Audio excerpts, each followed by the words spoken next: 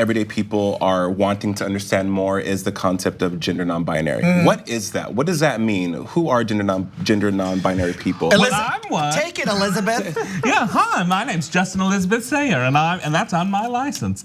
So I think, for me, and I can only speak for me, and I wouldn't dare kind of hasten a definition and everybody else, but for me, it was always about feeling like there were expectations on both sides of this rigid understanding of what makes a man and what makes a woman, and I never felt like I fit both of them well enough to do, and I felt like as I got older, especially, I felt as though I was just myself and I couldn't conform to any of the expectations that were going to be put upon me. So through the help of a lot of friends and a lot of conversations, I just said, well, I'm out of the game. I'm over here and I'm being myself. And that's the name of it. So how did things change when that happened? Nothing's changed. Nothing's changed. But I have an appellation that I didn't have before. It was no struggle. I didn't cry. I kind of said it one day, and everybody's like, "Yeah, that seems right. Good for you." You know. I think now it's always a question of pronouns. People are much more keyed into that and want to ask me. I'm very gentle about it because, again, it doesn't affect me as much as other people who take a different approach to that. So I prefer a she pronoun, but that just means you know who I am. Right. That means your family. That's right. Well, I think I'm gonna jump in a little bit. Please. Dive in. Double dutch, girl. Jump in. I think that it's definitely all about gender roles and traditional ideals. I know some people just reduce it down to pronouns, but for me, even as a very binary trans woman, I'm an alpha woman. So I don't subscribe to these ideas that I have to be docile or passive, or I have to build my entire existence around my ability to satisfy a man's libido. I completely reject that. Nothing about this reads passive, by the way. No. Thank you. I was wondering. I was a little bit insecure about that. I was like, how am I that's not what I'm reading. But that's a very powerful and interesting stance. They continue. Yeah, well, I think it's an important conversation, especially because there is this toxic, harmful narrative that's being promulgated around trans women, more specifically trans women of color who are being murdered. That the reason is because we're out here being deceptive and there's some form of trickery attached to our identity. And I think that stems from the idea that who we are, how we identify, how we show up in the world is about attracting a mate, and it's not. It's about waking up in the morning, feeling comfortable in my own skin. It is about feeling like I'm valid, feeling like I'm worthy of being seen, and feeling like that I deserve to hold space in any area of society that I choose to occupy without having my life being put at risk. Right. We know that Jonathan Van Ness of Queer Eye just recently came out as gender non-binary and talked about how that's just who he's been, and now he didn't have a title for it growing up. He identifies as gender non-binary.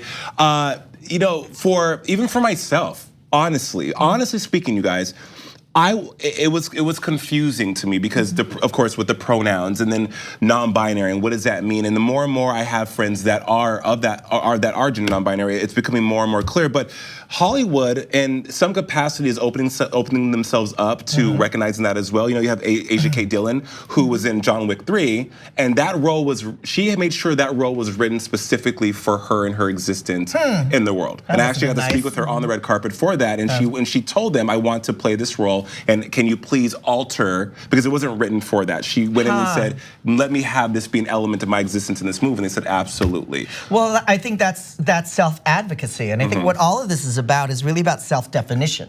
That we kind of want to be called what we want to be called. Right. And certainly that's been my job as a writer, as an activist. I mean, because I felt the same things you guys felt, that none of the things that applied to me fit. As a gay Asian man, I was supposed to be kind of neutered and invisible. And so in my stand-up, I chose a persona that was aggressively sexual, aggressively vocal, so it would kind of break down all of the expectations that I didn't meet. Which is really hard because when you think about, even in the LGBTQ community, the gay narrative dominates, and there's this huge thing still happening with no fats, no femmes, no Asians culture. That was my special and logo. It was called that. Really? Yeah. Actually, it's interesting. It's so interesting you bring that up because I think I catch a lot of flack for saying this, but we not us collectively here, but just you won't catch any flack from me. This is not, I think this is a Everyone on this panel, everyone on this panel would actually be canceled by that definition. Oh, right. Because we as a community, we're on the front line saying equality, give us what we deserve, give us what but behind closed doors, we're the worst to each other sometimes though. No fast offense, or I mean, as gay men. But that's about validity. That's about internalized homophobia, transphobia, sometimes internalized racism even. And when we're growing up believing that who we are and who we love is invalid and it's unacceptable, we carry that into these spaces, especially since many of us find community in nightclubs. So when I first transitioned at 19 years old, I came from Kentucky to LA, and I went right to West Hollywood into the nightlife. And so most of my relationships were built around well, most of my relationships were built around alcohol and drugs. And so actually dealing with ourselves and experiencing ourselves for who we are and not seeing ourselves through the lens of like people in the community, that's a huge opportunity that many of us miss. Well, because I think it's also switching the paradigm a bit, because we've all been trained to see our LGBTQ-ness as somewhat of a weakness, that we were different, and because of that we had to be accepted.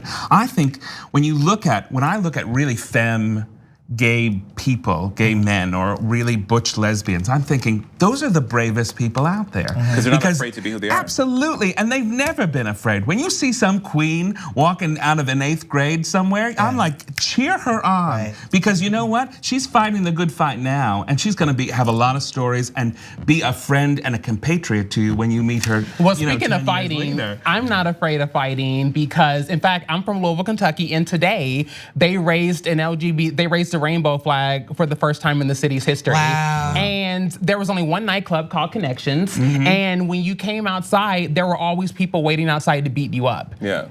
And people still came every single weekend like clockwork, because we realized that if we don't fight for ourselves, no one else will. No one's coming to save us. And so the girls in the South, girls, boys, other siblings, they don't play any games. That's self-advocacy. And we just had our Pride here in Los Angeles, and I'm old. I'm gonna be 54 years old this year. So I started going to Prides in the 70s, and I've seen the evolution of our own community, and it was monolithic. It did kind of revolve around the gay white guy forever and ever. And it took a long time for me to just go, I'm a part of this community, even though I'm not that. And I'm gonna speak up for myself. And this Pride, this last one in LA, was the youngest and most diverse I've ever seen. And the young people, I mean, middle school kids, high school kids, they're advocating for themselves in a way that my generation didn't. Well, because it's also seen as like family oriented. There's this idea that Pride isn't really about families, and we've actually shifted that narrative. For sure. 2 easy ways to follow the Young Turks. One is hit the subscribe button down below, then you're a TYT subscriber. And second is ring the bell.